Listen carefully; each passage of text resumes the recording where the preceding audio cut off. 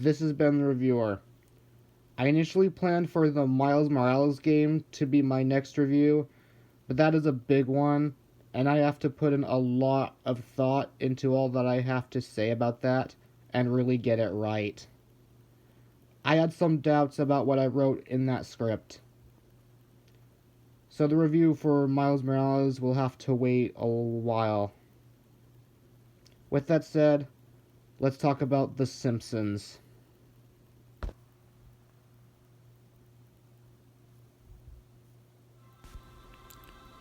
I don't think there needs to be an introduction. I'm sure pretty much everyone knows about The Simpsons and why it's one of the most iconic and influential animated shows of all time. I like this show. I think it's funny and clever. I like the characters. This show is pretty revolutionary in the history of animation, and I don't need to say much about the show as a whole unless I ever get around to doing a best or worst Simpsons episode list. Recently, they crossed over with Marvel. The show airs on Fox, which was bought by Disney, who also owns Marvel. Lately, Disney has been taking advantage of the fact that they own so many properties and use them to cross over with The Simpsons for Disney+. They did it with Star Wars earlier this year, and then they did it with Marvel, or specifically, Loki. The MCU has put out 3 series on Disney Plus that correlate with the movies: WandaVision, Falcon and the Winter Soldier, and Loki. Also What If, but that's an animated alternate timeline anthology series, and I have not seen that yet. Loki is my favorite of the MCU Disney Plus shows. It gets a great in-depth look at Loki as a character.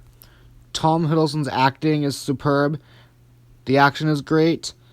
Many of the ways the story progresses are genius, and pretty groundbreaking in the MCU. Unfortunately, The Good, The Bart, and Loki was a letdown. I get this was supposed to be a comedic parody of Loki, but this short totally underestimates the character. This is a character capable of so many magical abilities, as well as access to alternate versions of himself. Yet, all he does here is shapeshift, manipulate Bart, duplicate pork chops, and, last but not least, banish Lisa into Asgard.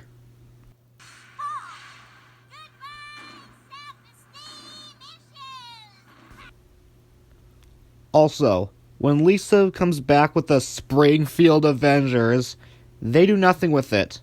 This short is nothing more than a waste of great concepts. As for the humor, not one joke lands or works. The humor in this short is mostly just them glorifying the fact that Fox is owned by Disney without doing anything really creative with it. Also, I just love how this 6-minute short had to have 2 post-credit scenes. Not just after the end credits, but there's also one after the closing logos. Why? Why couldn't you just combine all these into one thing, and then get it along with the credits and logos? Overall, this short was a waste of time. It left me feeling nothing, and it didn't take advantage of its great ideas. It feels more like an extended Family Guy cutaway gag that dragged on way too long. I like The Simpsons. I like Loki. This, however, does nothing for me, and I honestly believe this maybe could have worked better as a half-hour regular episode and not a 6-minute short. And it's the same case with the Star Wars thing they did. This has been the reviewer, signing out.